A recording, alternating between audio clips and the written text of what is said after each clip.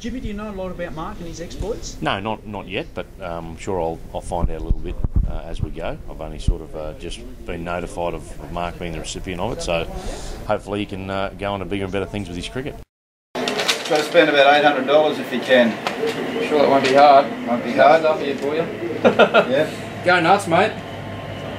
Yeah. Do you go through lots of bowling shoes, do you, mate? Yeah, fair few. Yeah, how often would you go through them? How many pairs a year? One or two a season, depends on the workload.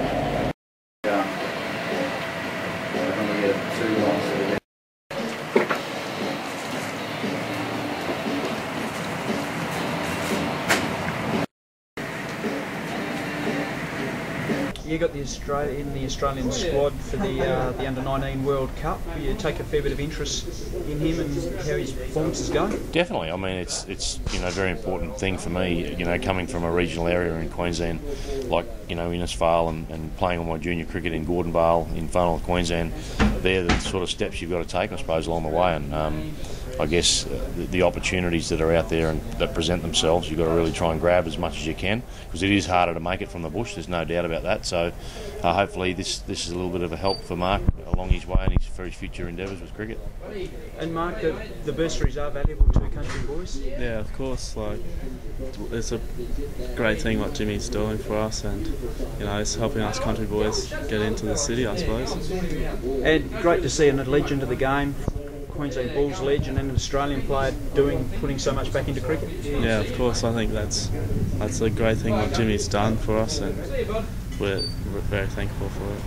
Jimmy, this is the fourth bursary. Fourth bursary. Yeah, so you've stuck for it for the long term. It's a fair old commitment. You're happy with the way it's all going? Yeah, well, hopefully it's sort of a legacy of something that can last forever with Queensland cricket. I mean, as I say, it's dear to my heart, because I actually went on that road and came along that way, and I wouldn't have got anywhere near where I got to without the help I had from people coming through. I know growing up as a kid, I was afforded a lot of opportunities through networks of people that provided support financially or in other ways to get me to be able to travel to Brisbane and come down and play my cricket and try and, I suppose, live my dream. So I guess it's just a little bit of for me to try and do that for some of these guys coming through, to help them along their way, and hopefully they get the chance to represent Queensland for the length of time that I did, and hopefully play for Australia. That's what it's all about. So I had a great time with cricket, and I owe cricket pretty much for all of my life. So it's important for me to try and help these guys achieve their goals.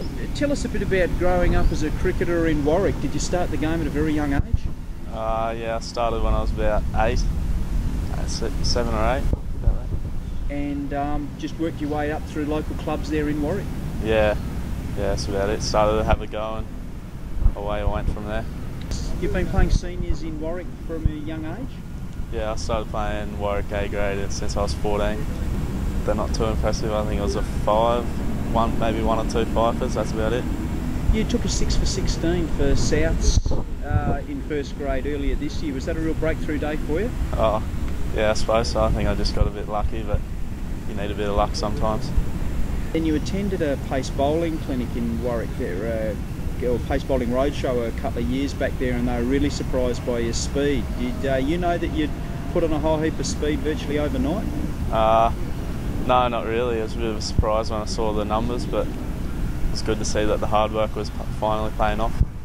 You played in the National Under-19 Championships this summer, and the team won. Was that a great experience? Yeah, it was. It was really good. And I guess is the main thing on your radar now trying to get yourself into the Australian Under-19 World Cup team? For the winter it is. You've got to keep training hard, I suppose. Never know what can happen.